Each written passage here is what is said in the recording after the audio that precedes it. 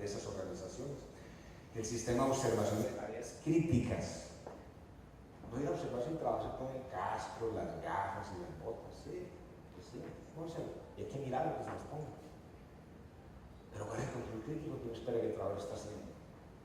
¿Cuál es el control crítico? Cuando tengo y sé una carga, el control crítico, ¿cuál es? Cierre el área y que nadie camine debajo. Ese es el control crítico. Pero si uno tiene casco, gafas, botas, chaleco reflectivo y se mete bajo la carga y se rompe la liga, el casco, las gafas y las botas no le subieron ni mucho. Si la carga es de 500, 600. A algunos se le mató un trabajador, 2 trabajadores en estos días, perdió el inconveniente. Control crítico en ese trabajo, no van a hacer cargas, no se meta debajo, no camine debajo, no trabaje debajo de la carga suspendida, ese es el control crítico. Cuando yo hago observación de tareas críticas, lo que mirar es eso, que la gente realmente esté cumpliendo ese control. Las gafas, perfecto. Las botas, claro. Pero el control crítico no es la gafa ni las botas, ni el casco. El control crítico es que no se meta debajo de la carga, ese es el control crítico. Manejo de cargas suspendidas. Auditorías, les dije a ustedes, los controles, y las auditorías son básicamente orientadas a controles críticos. Y hay un temita que lo vamos a ver ahorita sobre eventos cero energía. ¿Qué es ese rollo de eventos cero energía? Lo vamos a ver ahorita. Y hay unas evaluaciones, y hay un plan de acción, y hay una reglamentación, y ese es un ciclo de mejoramiento.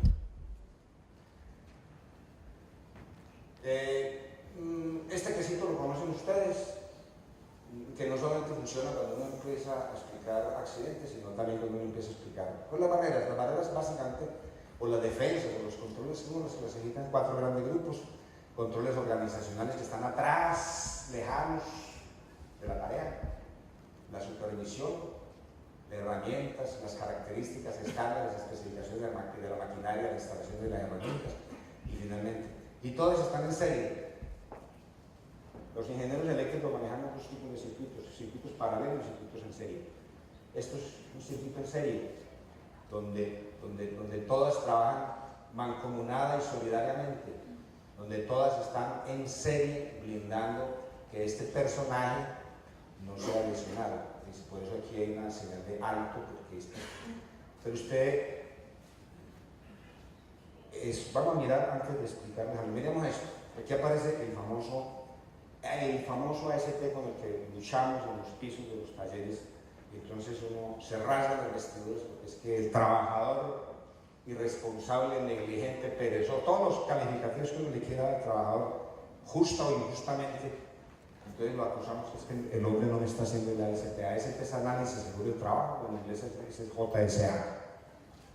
Pero entonces aquí aparece bien explicado que es el tema sistémico. Entonces uno pretende, ¿qué hacemos las empresas? Vamos a decir en Colombia, para no meternos con los venezolanos, los europeos, no somos Colombia, ¿qué hacemos en Colombia?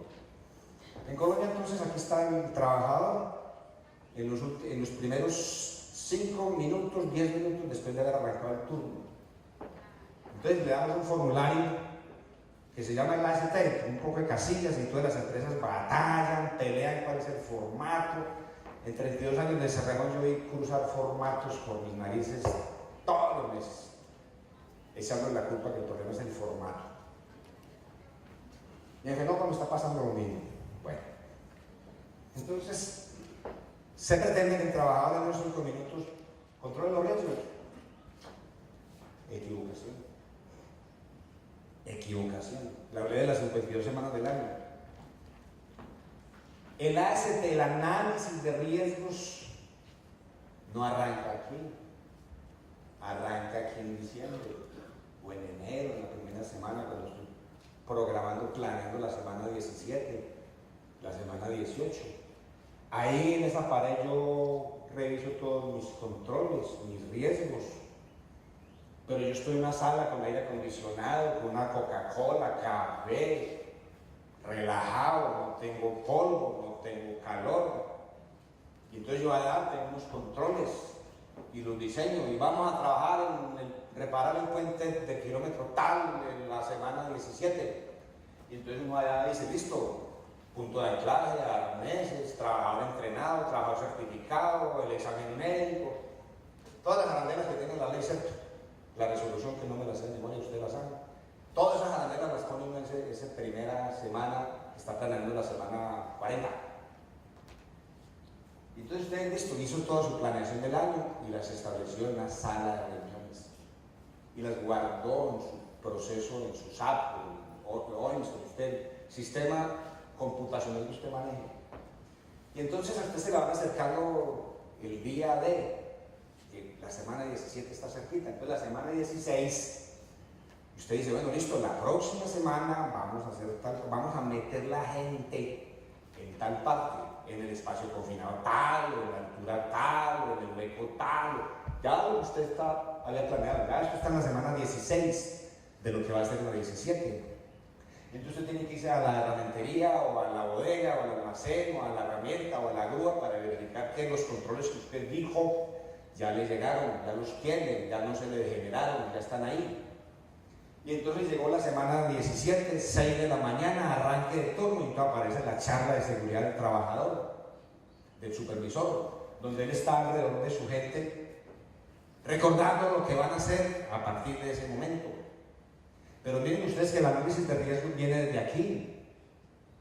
Y finalmente el trabajador, después de echarle la bendición a Dape, sino hablarle del Junior y del Bucaramanga y del América, sino hablarle de exactamente dónde es que se puede matar y recordarle cómo es que se puede controlar, entonces usted le dice, listo, va a los despachos a hacer el trabajo.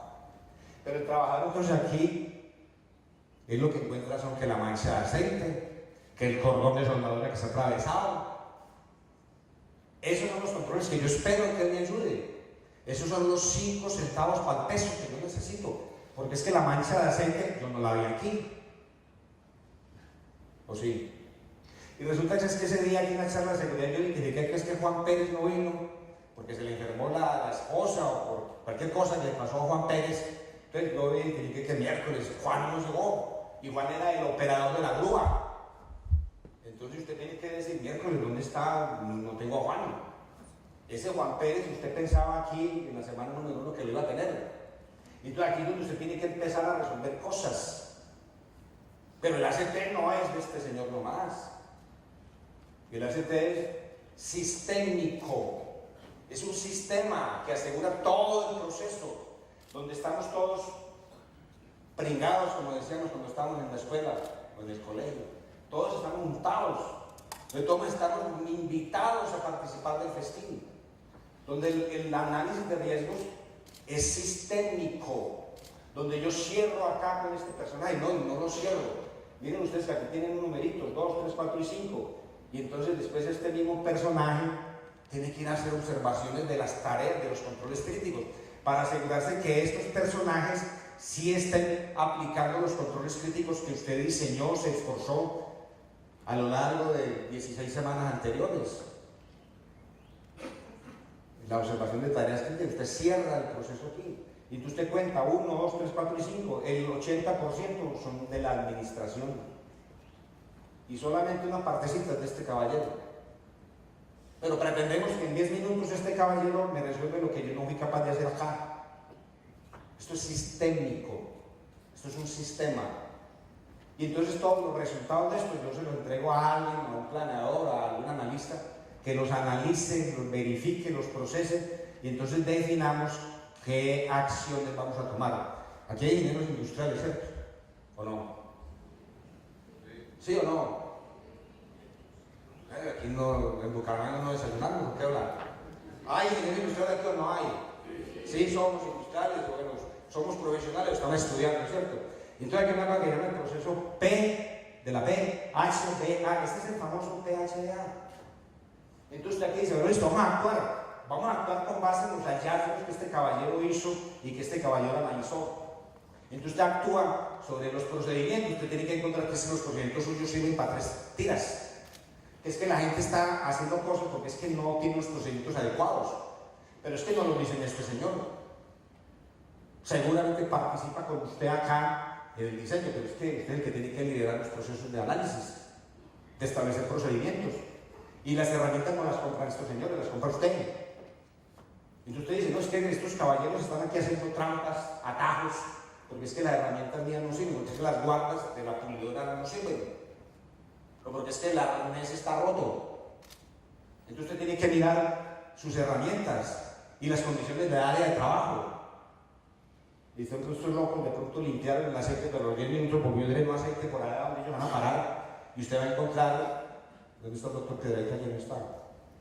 Y usted va a encontrar, le envía al médico una pelvis fracturada, porque es que lo que usted tiene por allá en la tarea del hangar vecino tiene una fuga de aceite que estos señores no la controlan.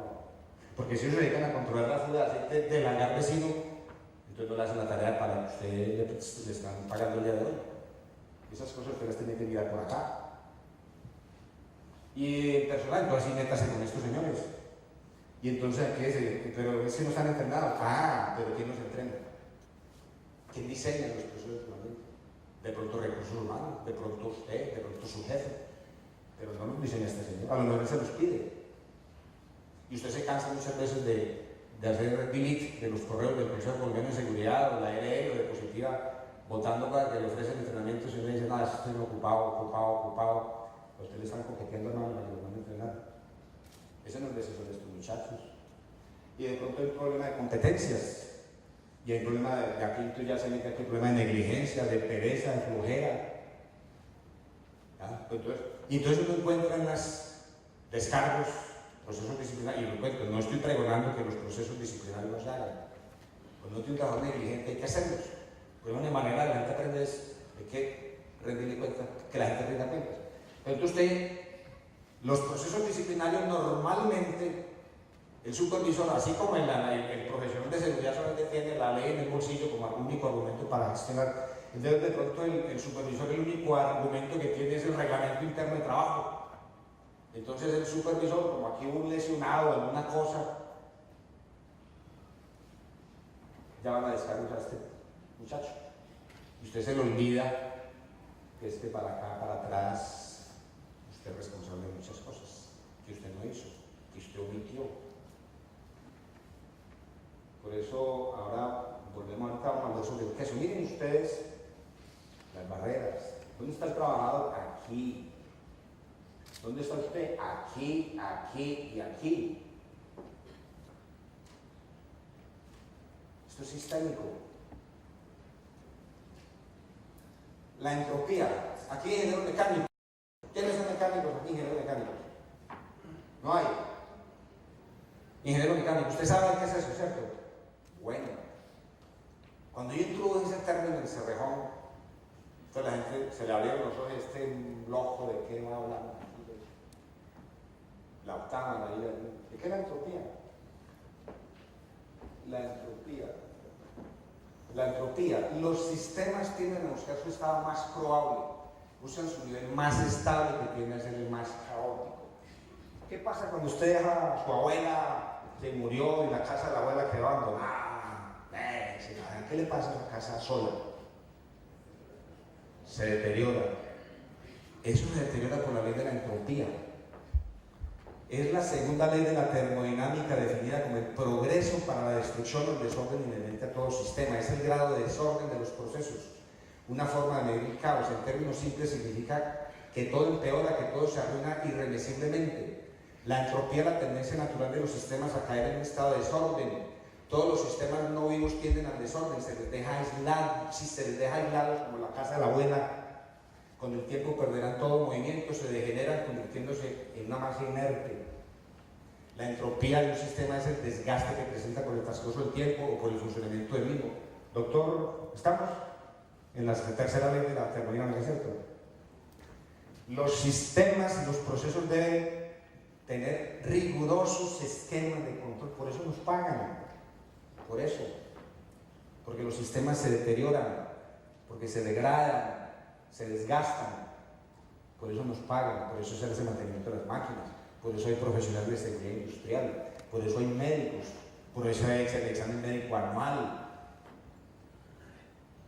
por eso los procesos están controlados, vigilados, supervisados. La palabra supervisión es una visión superior. Cuando uno dice usted es un supervisor, yo le estoy diciendo que usted tiene una visión superior aquí del proceso.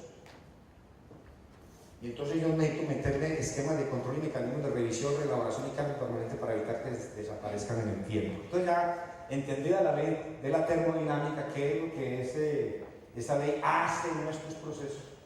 Entonces miremosla acá. Por eso es que se rompen o se fallan los procesos y destruyen valor, se rompen o fallan las barreras, los controles y destruyen valor con fallas gerenciales. Y miren ustedes cuando les decía, esto es en serie. No es que este loco se accidentó, se amputó la pierna y es que se metió la pierna donde no tenía que meterla.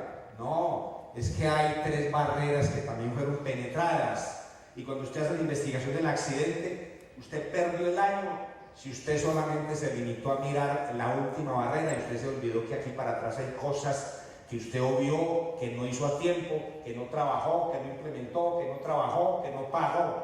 Ahí es donde aparece el tema del 75% que hay para atrás.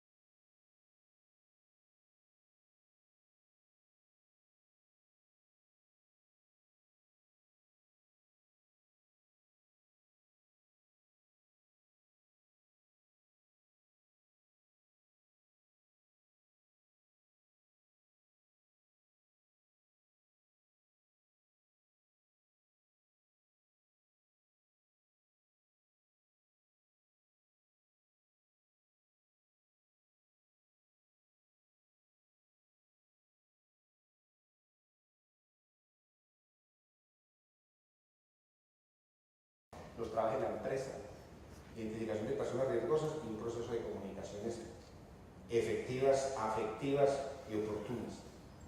Las etapas de aprendizaje son estas poquitas. Dice, usted pasa del nivel de inconsciencia, de una incompetencia inconsciente, después a una incompetencia consciente, donde usted hace sensibles a sus trabajadores que son arriesgados, pero conscientemente usted los lleva a un proceso donde conscientemente empiezan a entender que son incompetentes o que son inseguros. Y usted después los tiene que llevar a un proceso de hacerlos competentemente conscientes y finalmente. Es como cuando uno está manejando el carro. Cuando uno aprende a manejar el carro, uno pasa por todas esas etapas. Y aquí aparece la intervención instruccional para usted fortalecer estas cosas que hay acá. Inducir conductas, intervención de apoyo, intervención motivacional. Y usted va llegando ya a unos estadios superiores para antes de poderse meter acá en estas cosas. Y finalmente el clímax de esto es que uno obtenga la gente autoliderazgo y que se convierta en un hábito trabajar de manera segura. Aquí aparecen los indicadores de desempeño y cuando yo les hablé esta mañana del tema de los accidentes, aquí aparecen los accidentes que son los lagging indicators, que son los eventos que ya ocurrieron, y aquí son los cuasi accidentes que son indicadores de proceso. Un cuasi accidente es cuando el trabajador por suerte no se mató, pero resulta que esa suerte no es que la Virgen María bajó pues y protegió a este señor, sino que es que por lo menos 2 de sus defensas trabajaron, pero permearon 2. Usted tiene que investigar los incidentes de alto potencial, los cuasi accidentes, para usted aprender que está siendo fallido en su proceso de gestión. Por eso las empresas líderes mundiales trabajan en la investigación de cuasi accidentes. Y finalmente, los ceros de energía que les dije que es ese tema. Usted aquí tiene 4 colores diferentes. Este verdecito, menos verde, amarillito y rojo. Y entonces usted, ¿qué dice acá? Entonces decimos aquí, imaginemos un arnés por acá colgado en la pared de la rametería. Allá en la pared de la rametería nace una fatalidad.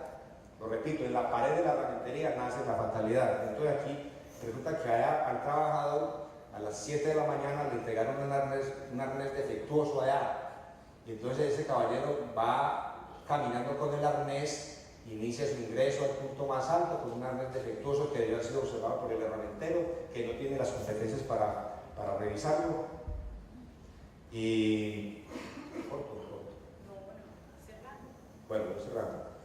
Gracias. Y entonces, ese herramientero también debe ser observado por su supervisor, proceso de mantenimiento de herramientas que debe ser de la administración. Todas esas cosas están por aquí puestecitas en la pared de la herramientería, pero ese arnesito va viajando,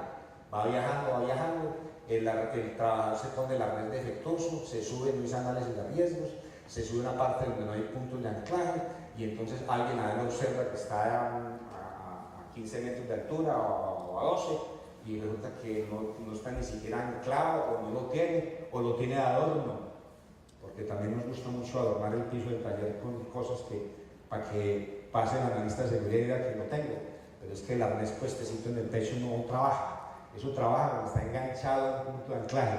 Para eso es la observación de procesos críticos, de controles críticos de supervisor.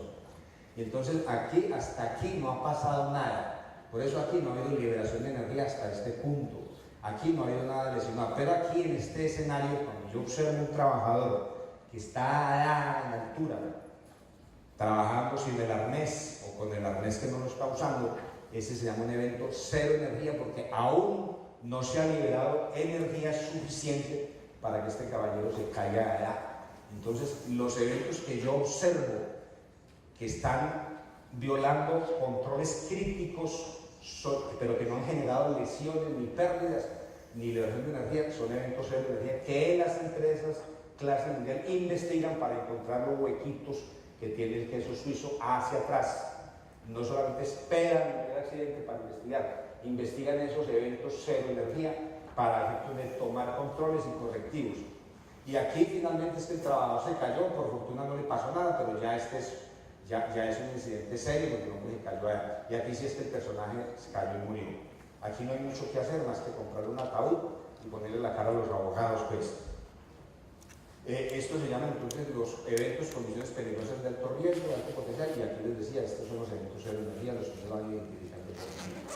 Aquí aparecen entonces qué son los controles, acciones preventivas, acciones correctivas. ¿Por qué correctivo? Cuando yo veo un trabajador arriba, tengo que tomar control inmediato, tengo que corregir, porque si yo lo veo haciendo lo que no hace, si yo no hago nada, yo estoy conectando con el riesgo y yo soy un patrocinador de lo que puede pasar acá. Por eso aquí se llaman acciones correctivas en estos dos láminas. Aquí trabaja la supervisión con inspecciones, con estándares de herramientas, observación de tareas críticas, listas de chequeo, procedimientos de trabajo crítico, realimentación inmediata, investigaciones en estos dos escenarios. Seguridad industrial, haciendo coaching, con critical task observation, o sea, observación de tareas críticas, auditorías, inspecciones, coaching, procedimientos de tareas críticas, y aquí el tema de la gerencia metida entre los temas de investigación. Aquí está resumiendo el tema de los incidentes de alto potencial. Es como mirar hacia atrás, luego que los errores han sido cometidos, buscar lesiones e intentar corregir resultados. Cuando estamos frente a fatalidades, accidentes, ya no se puede hacer nada. Cuando uno trabaja por acá, está trabajando con los indicadores de retrovisor.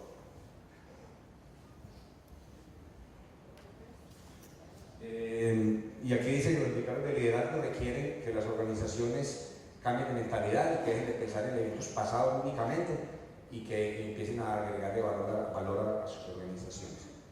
Incidentes de alto potencial, los que les estaba refiriendo, los que no han liberado energía, pero que están ahí presentes y que no importa que no había nadie presente, pero que y el hecho de que no haya nadie ahí, pero que es un lugar frecuentado por personas, no significa que no haya sido un incidente de alto potencial. La visión de las empresas que manejan seguridad, aspectos claves en gestión de seguridad, erradicar incidentes de alto potencial, rigor y formalidad en sistemas de gestión, eliminar eventos repetitivos, aplicación efectiva de controles, realimentación inmediata, etc. Trabajo simultáneo. A ver, uno se le mataron 2 trabajadores en 2 trabajos simultáneos, deficiente, pobre e inapropiadamente controlados y supervisados. Están lidiando con todas las implicaciones que tienen fatalidades. Reducir y eliminar consistentemente el número de severidades y análisis riguroso de riesgos. Aplicación a las políticas, a las estrategias, enfoque correcto, conocer las actividades y tareas de alto riesgo, identificar peligros y riesgos de esas tareas, seguimiento y cumplimiento de la efectividad de estos controles y las expectativas de la supervisión es fundamental del liderazgo visible. Roles, ahí están los roles de los líderes, la sostenibilidad, una visión compartida por todos, la quinta disciplina de Peter Senge, ahí aparece visión compartida, líderes comprometidos, entrenados, roles definidos y entendidos, conocer los procesos del trabajo, guías y programas de seguridad, ser modelos y ser intolerantes con las violaciones, pero acuérdense que el trabajo es con las conductas de los trabajadores. Bueno, me comí un poco de tiempo, gracias.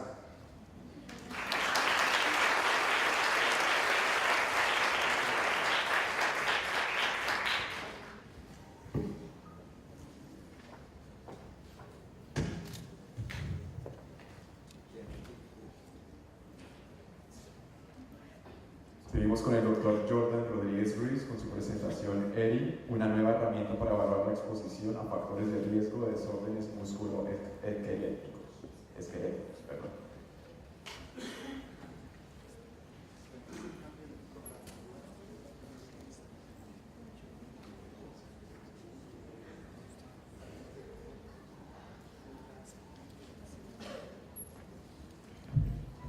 Un cambio en la programación. Primero va a presentarse el doctor Gubernán Piedrahita Lopera con su presentación Investigación, Acción en Ergonomía, lo que enseña la experiencia desde la empresa.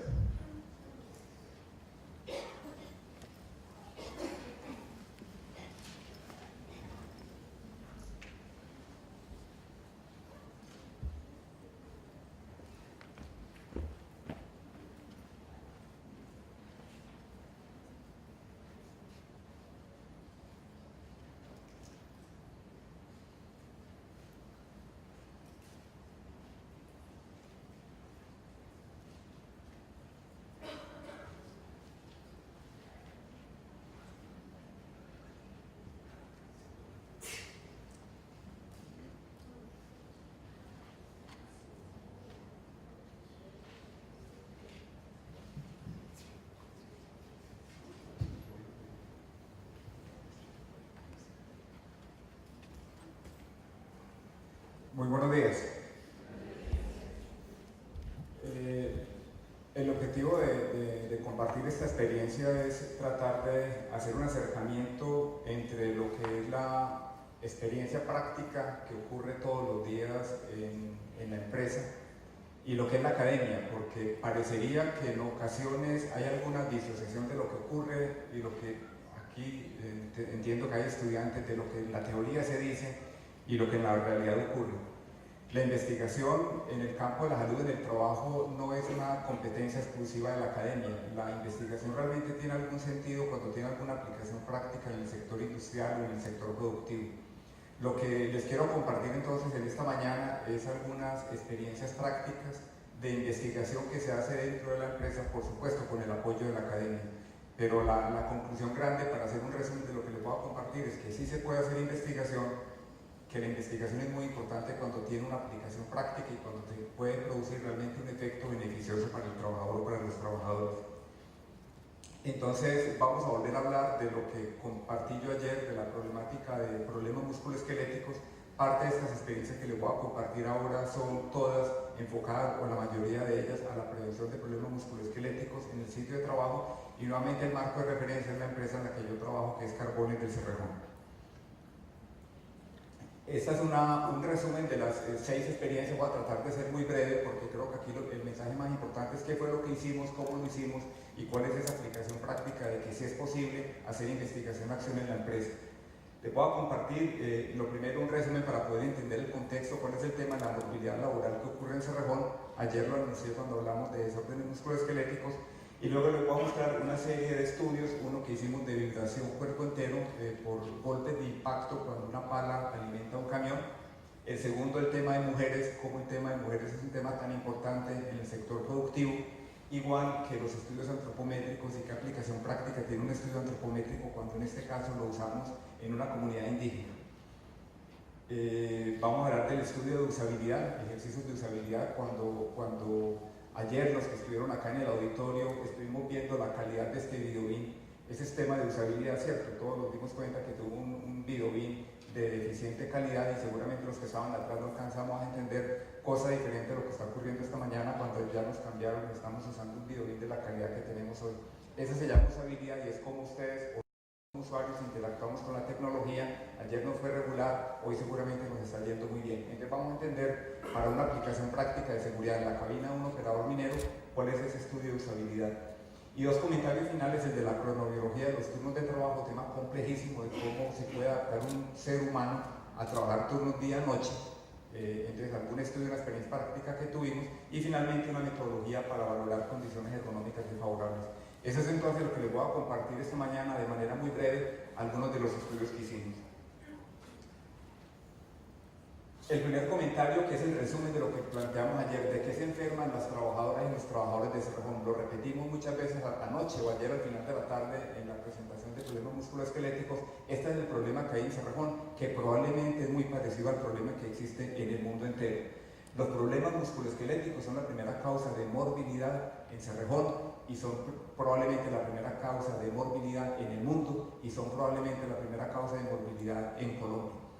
De eso se están enfermando los trabajadores y las trabajadoras colombianos, y les decía yo ayer a todos ustedes que ese es el futuro de la salud en el trabajo, el tema de la problemática y la prevención de desórdenes musculoesqueléticos.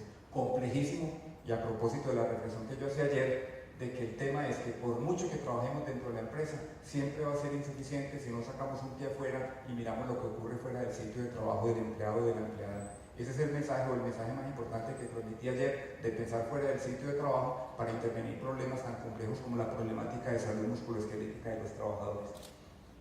En la anterior gráfica era el tema de morbilidad general de todas las causas, pero cuando uno le da zoom y mira el tema de las enfermedades laborales ya específicamente relacionadas con el trabajo, en Cerrejón tuvimos hasta el 31 de diciembre del año pasado 114 casos calificados de enfermedad laboral, de los cuales alrededor del 82%, como están viendo aquí en la gráfica, tienen que ver con la problemática musculoesquelética.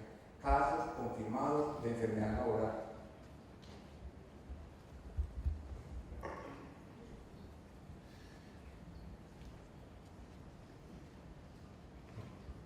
La lista de diagnósticos que están viendo ahí son nombres específicos de diagnósticos. El primero es el dolor inespecífico de espalda, según la clasificación internacional de enfermedades o lumbalgia. Aparece en segundo lugar el síndrome de túnel carpiano. Por acá aparecen problemas de sordera, pero si ustedes miran todos los diagnósticos que tienen que ver con musculoesquelético, cervical, en fin, en conjunto implican el 82.5% de todos los diagnósticos laborales en Cerrejón. Entonces, con este panorama, teniendo en mente este panorama, vamos entonces a compartir algunas de las experiencias que les digo de aplicación práctica de ergonomía, de investigación en ergonomía. Eventos para camión, vibración cuerpo entero. La función más importante que hay en Cerrejón es operar un equipo o un camión minero.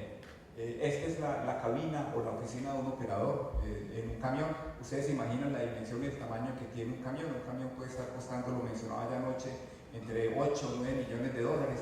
Aquí hay un ser humano operando este camión con una serie de interacciones complejísimas. Opera este camión en posición sentada durante 12 horas de jornada continua y en turnos rotatorios día-noche.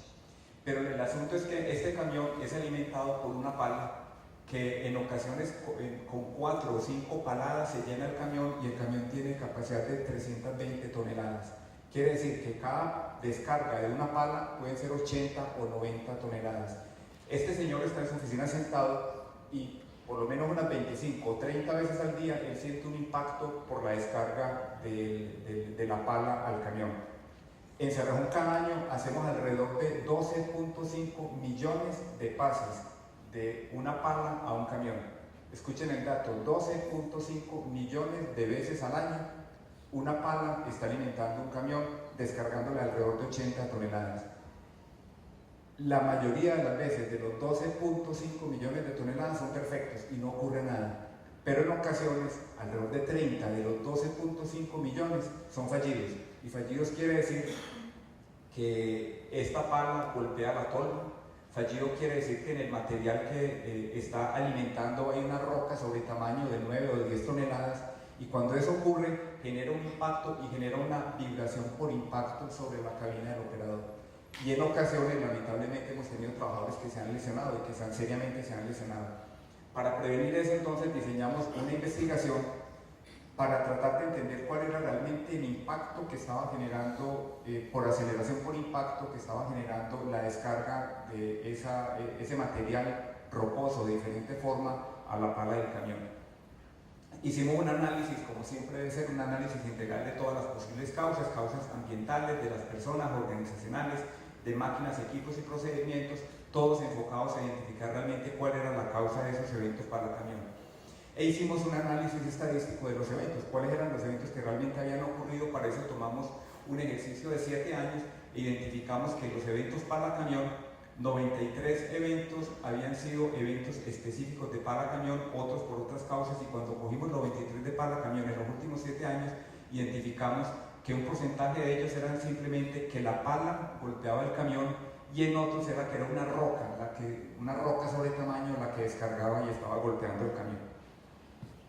Encontramos también algunos eventos interesantes de a qué horas ocurría el accidente. Esto era en la jornada diurna, en la jornada nocturna, y aunque no es muy característico, aquí se trata de ver una imagen tipo N en la que estábamos encontrando que probablemente al inicio de la jornada habían algunos eventos donde volvían a descender y que al final parecería que hubiera un ascenso.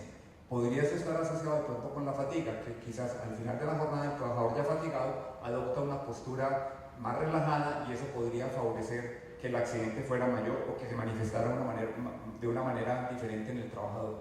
También identificamos algunos datos demográficos, grupos de edad en los que estaban ocurriendo los eventos. Esta es los lesionados entre el operador del camión.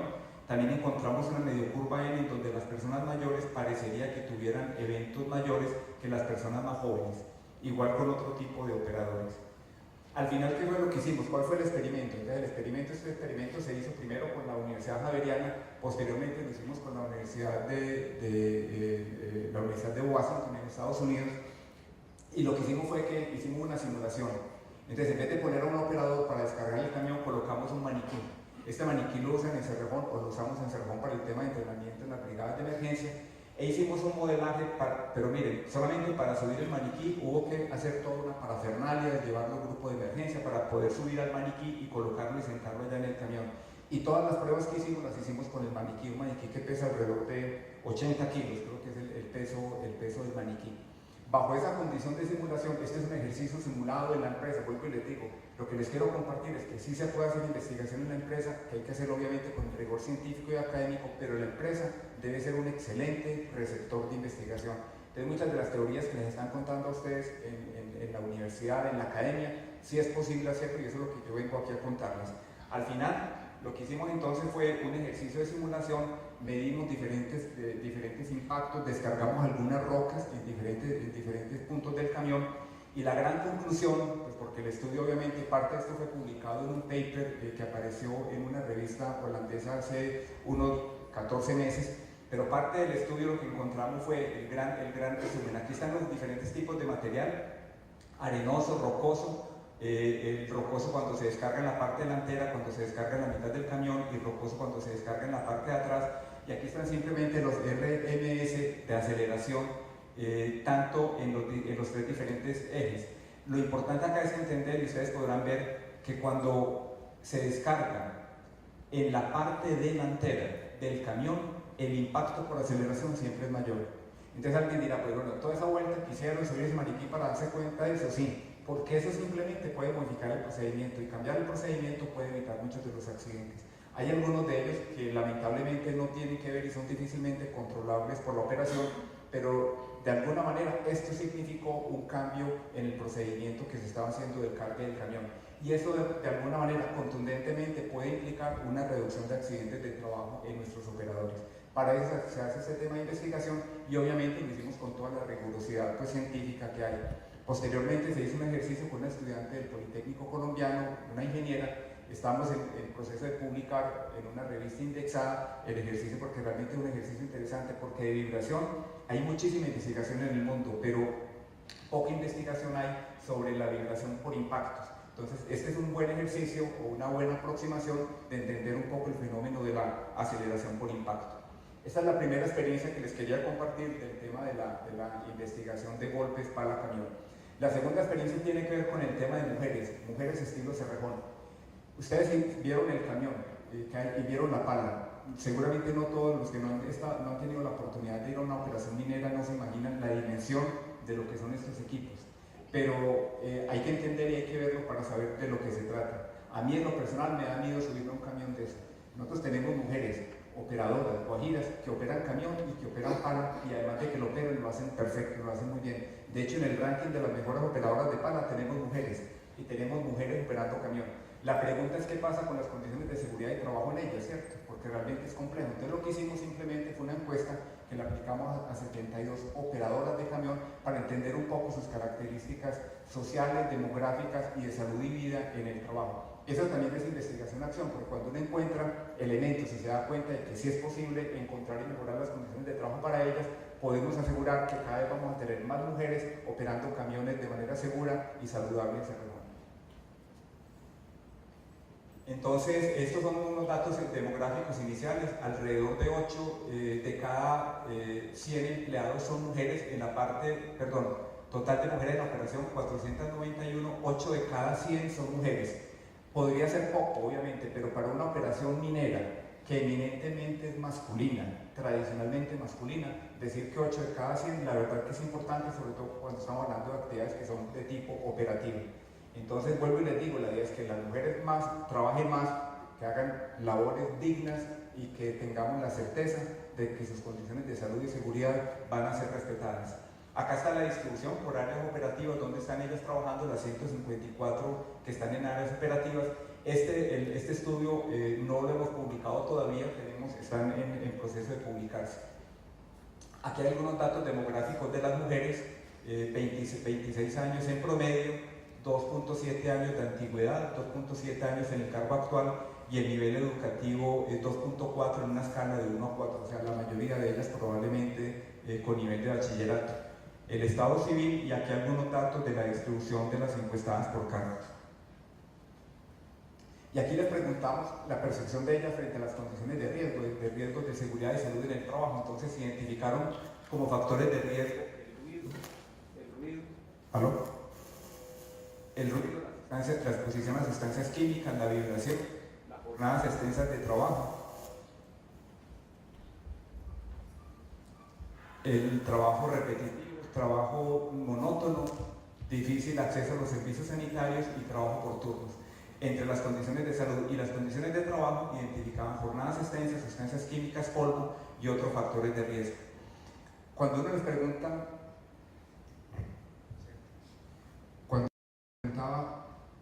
qué beneficio había tenido para ellas el trabajar en Cerrejón, porque también es parte de entender un poco la perspectiva social de ellas.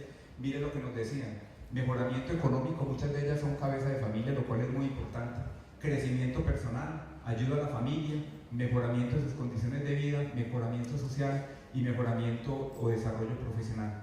Y aquí hubo otras variables que nosotros analizamos con la incidencia en el trabajo en el rol de esposa, madre y ama de casa, porque también hay que entender que la mujer es víctima en el trabajo de acoso laboral. Entonces esa es una variable que fue analizada y medida con mucho respeto y con mucha tranquilidad, pero entendemos que no hubo ningún problema, por lo menos grave, o que ameritaba pues una acción importante para nosotros. Valoración del trabajo por el jefe, relación del desarrollo laboral con las condiciones de trabajo y planes de ser mamá. El fenómeno de la masculinización. En ocasiones hay un fenómeno en la literatura identificado que se llama el fenómeno de masculinización. Es que cuando llega una mujer a una labor eminentemente masculina, pueden ocurrir dos cosas: o que el grupo se feminiza, por decirlo de alguna manera, o ella se masculiniza. Y lo que ocurre habitualmente, si la mujer no tiene unas características claras, es lo contrario. Es decir, al cabo de un tiempo rápido, la mujer empieza a tener ademanes y rasgos más masculinos que femeninos para tratar de mantenerse en el grupo. Pero en ocasiones, cuando esa mujer logra mantenerse firme en el cargo, lo que hace es que el grupo modera. Y nosotros hemos encontrado incluso en el área, porque tenemos una emisora de radio en la operación minera que funciona muy bien 24 horas al día. A través de esa radio de comunicación los operadores se hacen chanzas, se cuentan chistes, son groseros en ocasiones, pero cuando hay una mujer empiezan a modelar su lenguaje. Eso es importante, entender ese fenómeno de la masculinización, porque queremos mujeres que no sean abordadas por este fenómeno de la masculinización. Pero no es sencillo realmente en una operación minera en la que, ya repito, es eminentemente masculina.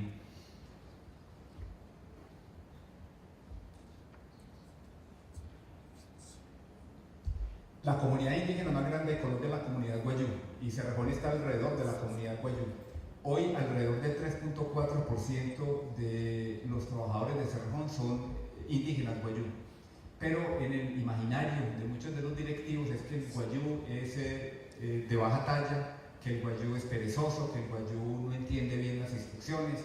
En fin, que hay algunas consideraciones sociales y particulares a propósito del comentario que decía Héctor, de entender un poco ese contexto social y cultural donde ellos están, que tienen características distintas. Un día no apareció un trabajador en el área de mantenimiento de un indígena Guayú y a los 9 días llegó y volvió a trabajo después de 9 días, y le preguntaron por qué no había vuelto a trabajar. No, pues porque se le había muerto un primo, ¿cierto? Y si el primo que le muere, pues son 9 días de duelo.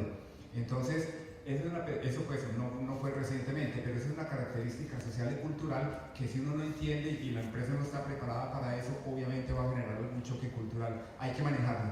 Lo importante aquí es que para vencer ese obstáculo de que si el indígena no tenía las competencias antropométricas para trabajar, pues decidimos adelantar un estudio antropométrico para medir las características de los indígenas y saber si era verdad o no que ellos tenían algunas características antropométricas que les limitaban para desempeñarse en algunas de las operaciones mineras. Esto nuevamente es aplicación práctica de la ergonomía en la empresa. ¿Qué hicimos? Contratamos a un grupo de profesionales de la Universidad de Antioquia, expertos en antropometría, algunos de la Facultad de Salud Pública y otros de la Facultad de Antropología, para que nos ayudaran a hacer un estudio. Evaluamos a 207 indígenas Guayú de las comunidades que hay alrededor de la mina, y se les tomaron a cada uno de ellos alrededor de 63 variables antropométricas para identificar entonces y concluir si era verdad o no que sus características individuales antropométricas podían generar alguna dificultad. Partimos obviamente de uno de los principios de Cerrejón, que es igualdad, que tiene que ver con el respeto, el valor del respeto, que dice que igual respeto debemos en las comunidades en las que vivimos y aquellas con las que nos relacionamos. Estamos particularmente interesados en la promoción activa de la mujer y en la vinculación y promoción de las poblaciones minoritarias y etnias locales. Entonces, ya les decía, 201 indígenas participaron de 4 resguardos indígenas. La muestra la calculamos sobre un universo de 914 personas, un promedio de edad de 26 años. Todos ellos firmaron el consentimiento informado. Recuerden, sobre todo los estudiantes, cuando uno hace aplicar el consentimiento informado para asegurar la voluntariedad y que quien va a ser investigado conozca y sepa de los riesgos de la investigación. El consentimiento informado en este caso lo hicimos en Guayunaiki, que es el idioma que hablan los indígenas guayú. Ellos lo leen, lo escriben, y hay veces hemos concluido que el problema no es que el indígena guayú no entienda bien las instrucciones, lo que pasa es que el español no es la primera lengua materna de ella. La lengua materna del indígena guayú es el guayunaiki. Entonces ellos hay que hablar en guayunaiki, pero como nosotros hablamos en guayunaiki, cuando les hablamos en español hay que repetirles 2 o 3 veces para que entiendan bien el mensaje, pero lo entienden perfecto. El problema no es que sean brutos, es que no entiendan, sino que es como cuando le hablan a uno en inglés, aunque uno sepa inglés, la lengua materna sigue siendo el español, y esa es la barrera aquí finalmente era el tema del idioma. El estudio fue aprobado por el Comité de Bioética de la Facultad de Salud Pública de la Universidad de Antioquia en el año 2012, y ya les decía, a cada indígena se le hicieron 63 diferentes medidas y se estimaron 5 índices diferentes. Esta fue la prueba que hicimos. Esta persona es una indígena guayú, hay un consentimiento informado de ella de publicar algunas de las fotos, de hecho hicimos un manual, por eso estoy publicando sin tapar acá el rostro de la indígena. Y esta era una de las estudiantes de antropología que participó en la investigación y unos muchachos del Sena de Formación que participaron como colaboradores. Esas son algunas de las 63 variables que medimos. Se hizo un laboratorio antes de empezar el ejercicio para que los estudiantes que ya habían sido entrenados, estos profesionales que están tomando las medidas, ya habían sido entrenados en la ciudad de Medellín antes de ir a La Guajira, obviamente allá en terreno tuvieran una práctica clara y poder asegurar que las variables antropométricas se tomaran bien. Recuerden que cada medida antropométrica hay que repetirla ¿cuántas veces? 3 veces, ¿cierto? Cada medida hay que repetirla 3 veces. Entonces, si a una persona le tomaron 63 variables, cada una ya fue repetida, por lo tanto tomamos alrededor de 250 veces, se midió en cada indígena una variable y fueron un poco más de 201 persona que se valoran en el estudio. Más datos de algunas de las variables que fueron medidas. Y estos son los resultados. El video vino y está bueno. Yo estoy seguro que allá no están viendo los resultados de la tabla, pero aquí simplemente les estoy mostrando los datos de estatura. ¿Cuál es la gran conclusión que arrojó el estudio? La estatura promedio de los hombres fue de 1,62 centímetros y de las mujeres 1,50. Y lo que aparece aquí en este color sombreado con un rosado es el estudio ACOPLA. Recuerden que el estudio ACOPLA es el estudio más grande, más importante y tal vez el único que tenemos de mediciones antropométricas en población laboral colombiana. Cuando uno compara los resultados del estudio que nosotros hicimos con el estudio ACOPLA, para Colombia un promedio trabajador debe medir o mide en promedio 1,68.8 y una mujer 1,55.6. La diferencia, porque si hay una diferencia en la estatura, era alrededor de unos 6 centímetros en el caso de los hombres y alrededor de unos 4,5 centímetros en las mujeres. La pregunta es, ¿esta diferencia de estatura implica una dificultad en la operación de la mayor parte de los equipos mineros? Nuestra conclusión fue que no. O sea, todos los indígenas guayú con este promedio de estatura podrían desempeñar la mayoría de las tareas de la operación minera. En el caso de las mujeres, sí encontramos que en la operación del camión podría haber alguna dificultad para el acceso a algunos pedales, por lo tanto estamos recomendando que si la mujer tiene este promedio de estatura o menor, de pronto no podría ser apta para ese cargo, pero en general, para la mayoría de los cargos se puede desempeñar sin ningún riesgo. Y para eso se hacen este tipo de estudios, ¿cierto? Para asegurar la competencia de ellas en la operación. Esta es otra medida que para nosotros era interesante, que es la altura de la fosa apoclítea, que es la medida que hay desde el piso del pie hasta la fosa apoclítea, y eso tiene que ver con el acceso, por ejemplo, a los pedales. Lo que encontramos era que cuando en el caso de acopla, para los hombres, la altura de la fosa apoclítea era 42.3, que es lo que está representando, y 38.3 para los hombres. En el caso de los hombres guayú era de casi 40, o sea, unos 2.3 centímetros por debajo, y en el caso de las mujeres 36.7, quiere decir también unos 2 o 3 centímetros por debajo. Nada grave como para decir que no pudieran operar la mayor parte de los equipos en los que tenían que estar haciendo acciones con el pie. La altura radial, otra de las medidas, también algunas pequeñas diferencias, pero no más de 4 o 5 centímetros, que concluyeron en nuestra investigación que definitivamente la mayoría de los trabajadores guayú podrían desempeñar casi que todas las tareas sin ningún riesgo en la operación minera. Les contaba que el tema de usabilidad es un ejercicio bien interesante, porque la ergonomía, en ese contexto de que la ergonomía no es solamente lo que ocurre en el micrositio de trabajo, sino que la ergonomía tiene un contexto más importante, es cómo interacciono yo con la tecnología, ¿cierto? Cómo reacciono yo cuando tengo un celular, que en ocasiones los muchachos jóvenes lo único que cogen el celular, abren la caja, tiran a un lado del manual y no requieren ningún manual para operarlo, ¿cierto? Las personas que somos mayores tenemos que entender el manual. Lo mismo pasa con la tecnología, cómo interacciono yo con la tecnología. Esto nuevamente es la oficina de un operador montado allá en ese camión, y él tiene aquí una serie de equipos y de señales que le están transmitiendo permanentemente señales. Habíamos introducido recientemente una tecnología para detectar, una alarma para detectar la cercanía que hay con otros equipos mineros. Se llama el sistema anticolisión, que detecta en un radio que uno puede predeterminar el riesgo que hay de que yo me esté acercando a un equipo minero o no. Eso es absolutamente importante para nosotros, sobre todo para la prevención de accidentes, porque en el tema de sueño y fatiga y en esos operadores que tienen que trabajar jornadas rotatorias, en ocasiones el trabajador se va fatigando. Además, imagínense en un operador allá 12 horas al día, aunque la cabina tiene aire acondicionado, el sol, la jornada extensa de trabajo va fatigando a la persona, un trabajo absolutamente monótono, y puede hacer que la persona tenga fatiga y se pueda adormilar o dormirse, ¿no? Cuando eso ocurre, el riesgo de que haya una fatalidad o varias fatalidades es absolutamente alto, ¿no? Pues estamos operando un camión de semejantes dimensiones.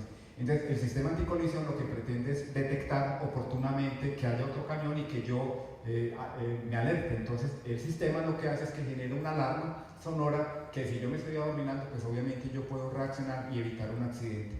Pero queríamos entender un poco cómo interactuaba el trabajador, porque cuando se introdujo esta tecnología, lo primero que hicieron los trabajadores, ¿saben qué fue? Como el pitico les pitaba cada hora, entonces empezaron a colocar unas gorras o unas cachuchas para que el sistema no les generara la alarma. Eso es usabilidad, ¿cierto? Yo trato de violar el sistema, si algo me molesta, pues yo violo el sistema para que no me moleste. Entonces hicimos un estudio, en este caso con la Universidad de Rosario, para entender un poco cómo era la percepción de usabilidad del trabajador en relación al uso de esta nueva tecnología.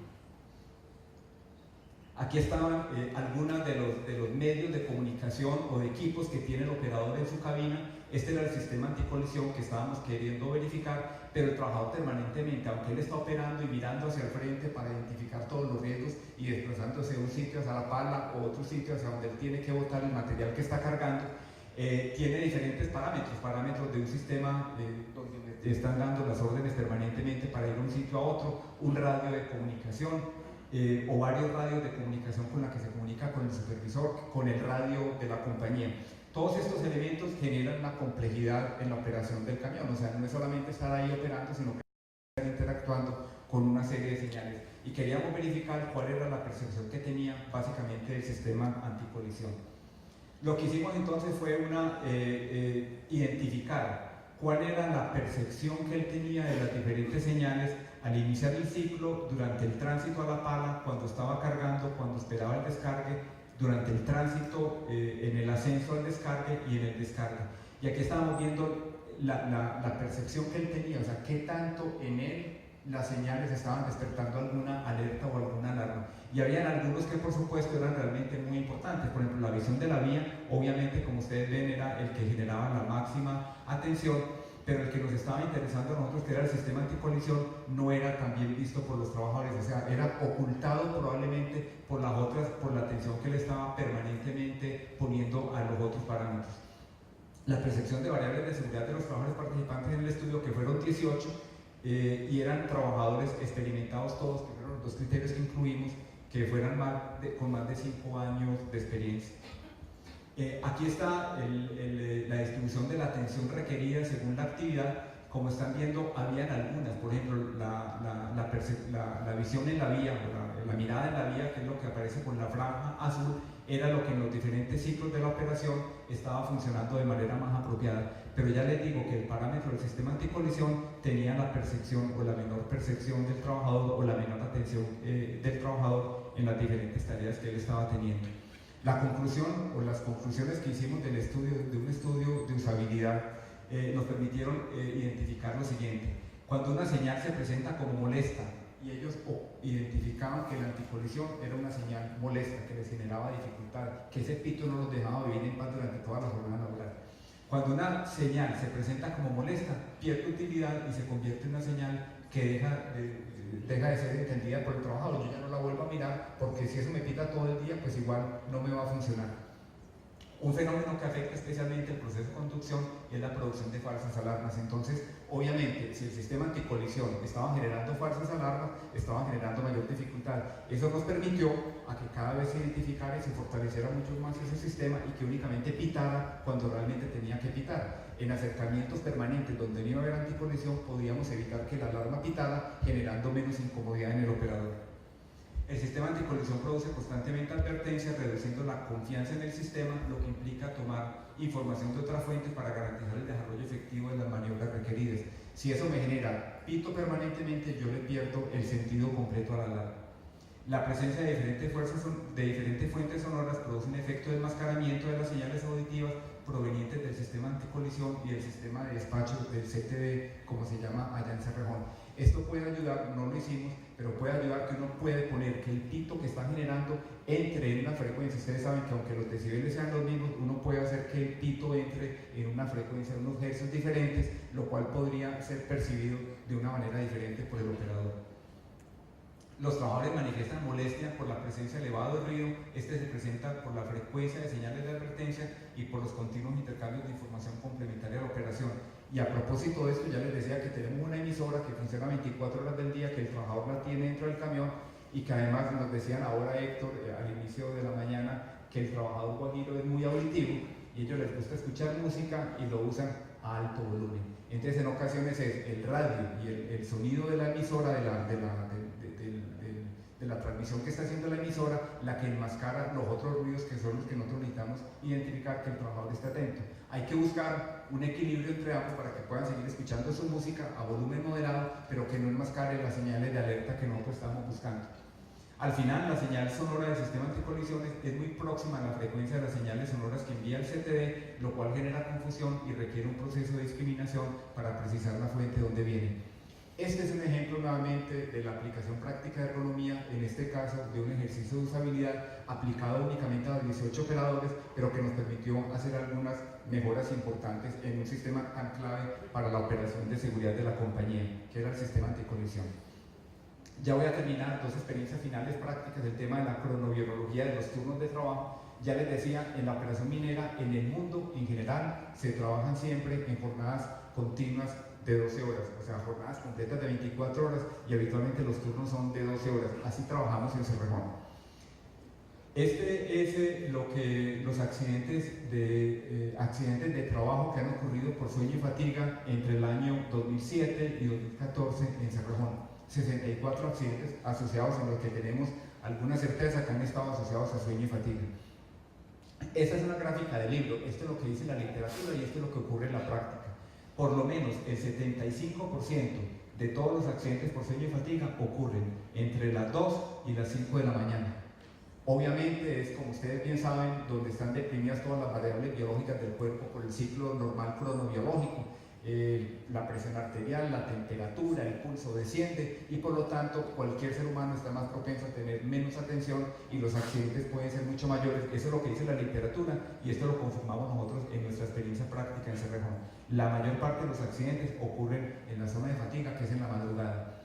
Tenemos trabajadores que están operando igual, la operación de Cerrejón funciona igual de día que igual de noche. El mismo número de camiones, el mismo número, pueden haber 1000 personas operando la operación minera en la noche, completamente haciendo lo mismo que hacen 1000 personas en la jornada diurna. E implica entonces, obviamente, tener trabajadores que deben estar atentos para evitar, sobre todo en esta jornada laboral, los riesgos de accidentes de trabajo. Y aquí está, este es el turno de trabajo que hay en Cerrejón. Se los vamos a mostrar acá brevemente. El trabajador trabajan en promedio, la jornada laboral en Cerrejón es de 42.5 horas a la semana. Y lo hacen de la siguiente manera: el primer día trabajan una jornada diurna de 12 horas, descansan y vienen a hacer una jornada nocturna de 12 horas, descansan un día, vienen a hacer una jornada diurna nuevamente de 12 horas, descansan, una jornada nocturna y luego tienen 3 días de descanso. En promedio, la jornada laboral es 42.5 horas Es un turno de trabajo que les gusta mucho a los trabajadores, al sindicato y también a la operación porque es altamente productivo. Al trabajador le gusta porque obviamente cada quinto día tiene 3 días de descanso. Pero hacer este cambio de jornada diurna-nocturna obviamente tiene algunas implicaciones importantes.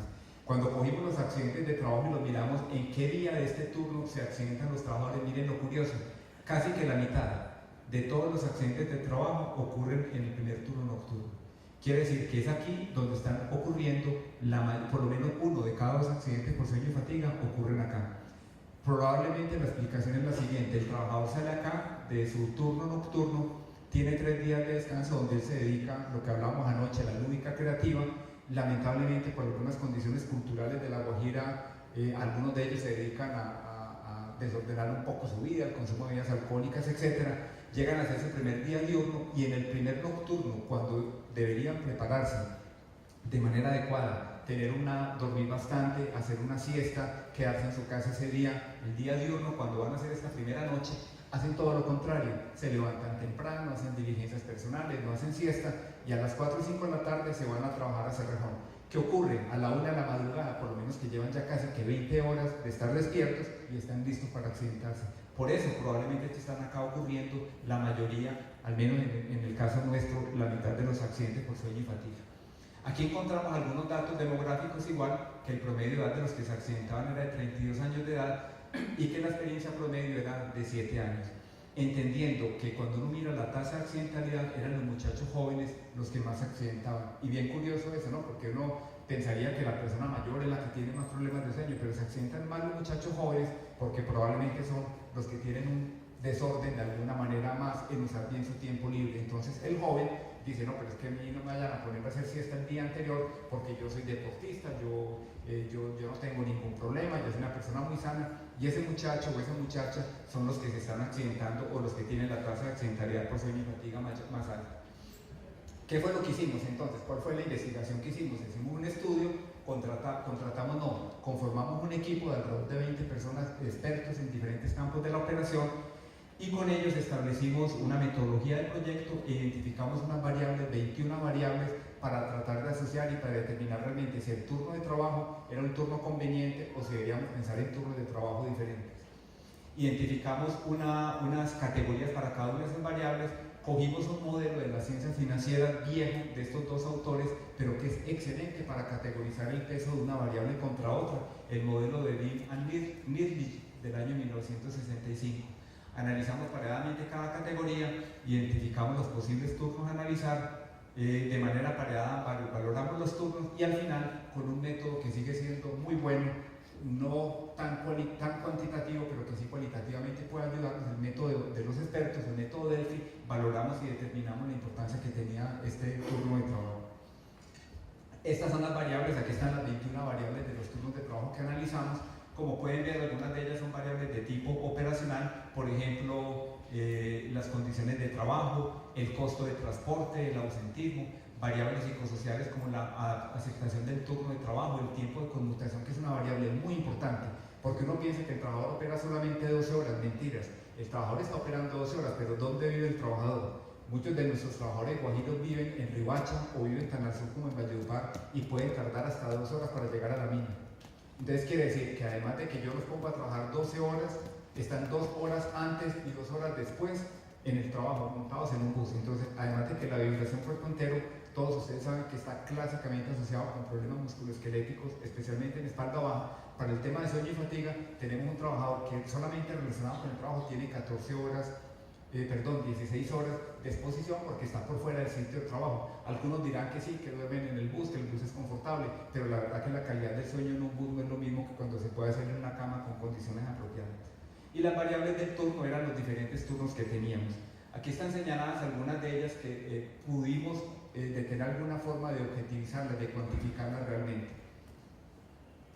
Al final, esta fue la calificación final de todos los turnos. Este es el turno que nosotros el que nosotros tenemos. Estos fueron los otros turnos que nosotros modelamos.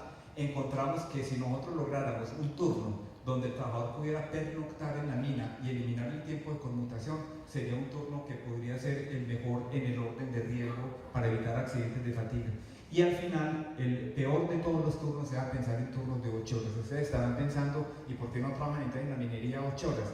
Pero se podrán imaginar la parafernalia, la movilidad de alrededor de 1.500 personas cada 12 horas en la operación minera.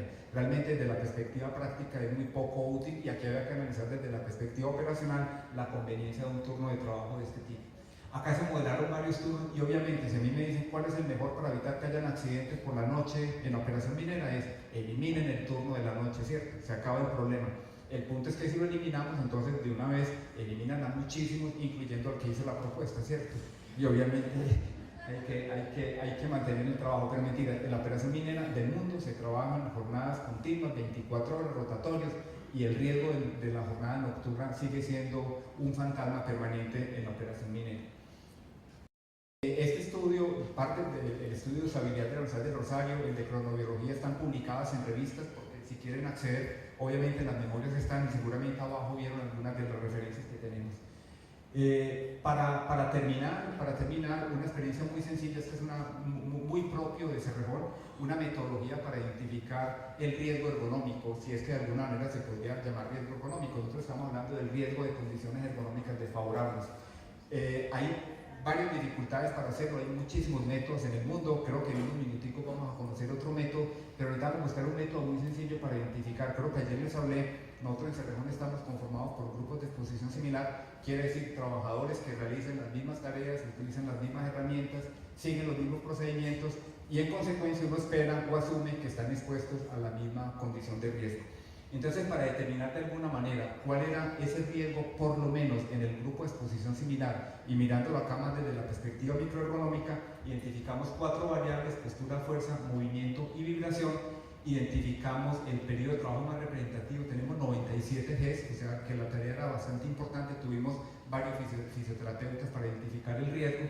Realizamos observaciones de acuerdo al plan de trabajo, asignamos un valor de calificación y realizamos el cálculo final en la clasificación de lo que es. Hay un aspecto importante acá que no está señalado más adelante, entonces lo voy a señalar, que siempre estuvimos participaba el supervisor, un trabajador y un miembro del comité paritario de seguridad y salud en el trabajo cuando hacíamos la calificación, por lo menos para poder darle ese mapa a la identificación de riesgo. Aquí estaba simplemente a modo de ejemplo el nivel de calificación que hicimos: el riesgo 1 un factor favorable, el riesgo 3 un factor crítico, y los 4 niveles de riesgo que tenemos en Cerrejón cuando identificamos un grupo de exposición similar. Nosotros hablamos que D es cuando se supera el límite de exposición, A es cuando no se llega ni al 20%, B cuando está por debajo del 50%, C cuando está entre el 50 y el 100%, y D, repito, por encima del 100%. Acá, con este ejercicio de calificación y la interfase de las diferentes variables, permitíamos identificar que cuando un grupo de exposición similar, la calificación final daba entre 9.5 y 12 puntos, lo calificábamos como D. Y hoy tenemos todos nuestros 97 grupos de exposición similar calificados de esta manera. Por lo menos desde la perspectiva del uso de los recursos nos permite identificar y enfocar los esfuerzos de prevención hacia aquellos grupos que tienen su calificación como D, obviamente que es el riesgo más alto. Y este es un resumen entonces de algunos de los grupos de exposición similar, a qué departamento pertenece y la calificación que hicimos de fuerza, de vibración y el nivel de riesgo que existió para cada uno de ellos. Nosotros estamos haciendo hoy, con el acompañamiento de nuestra administradora de riesgos, un ejercicio de calificación en 14 grupos de exposición similar donde encontramos condiciones críticas bajo estas variables que se identificaron. Esto permite entonces básicamente identificar y utilizar de manera más apropiada los recursos. Para resumir entonces la presentación, porque con esto ya terminé, lo que les quiero decir es que desde la academia, quizás algunos se preguntan cuando están sentados allá en un aula de clase, todas esas cosas que le cuentan a uno, ¿es posible hacerlos en la experiencia práctica? La verdad es que sí es posible. Cerrejón obviamente es una empresa muy grande y quizás tenemos algunos recursos para facilitar la investigación, pero estos recursos no son muy costosos. Estos recursos salen de algunas fuentes que uno puede obtener a través de financiación de proyectos, algunos que definitivamente son de beneficio para la empresa, que yo estoy seguro que nadie va a decir que no, y los recursos, aunque son limitados, ahí están. Para hacer investigación hay muchísimos recursos y hay que buscarlos. Entonces mi invitación final a los profesores que están acá en la universidad a generar investigación y que vean que la empresa realmente es el mejor modelo para aprender el tema de seguridad y salud en el trabajo. Muchas gracias.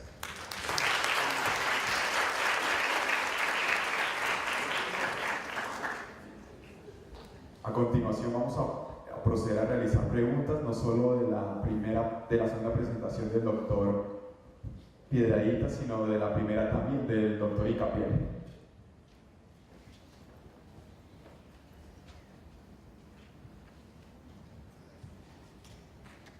No sé si quieren aprovechar acá unos minutos para hacer alguna pregunta al doctor Héctor Icapiel, o si quieren para esta parte de mi presentación.